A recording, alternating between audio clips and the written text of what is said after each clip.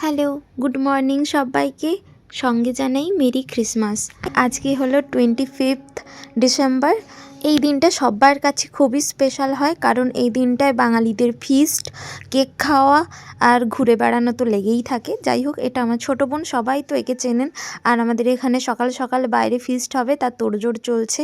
এদিকে রান্নার ডিপার্টমেন্টে ছিল আমার বাবা, আর এই সব পাড়ার জেঠিমা বৌদি সবাই মিলে আর কি হাত লাগিয়ে মা কাজগুলো করছিল। এখানে আলু ভাজার কাজ চলছে। এরপরে সবাই মিলে একটুখানি পাকা পেঁপে গাছে হয়েছিল, তো সেই পেঁপেটাও খেয়ে নিলাম কেটে। আচ্ছা, তোমরাও কিন্তু কমেন্ট করে জানিও যে 25th ডিসেম্বরে তোমরা কোথায় কোথায় ফিস্ট করতে যাও। আমরা তো সাধারণত কোথাও যাই না, ঘরের কাছাকাছিই করি।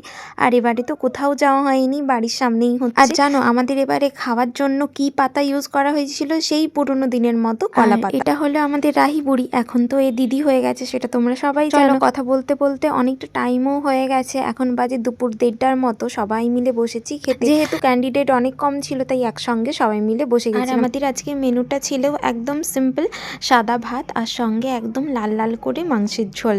যাই হোক, এখানে আমরা খেয়ে নিই। ভিডিওটা তাহলে এখানেই শেষ করছি।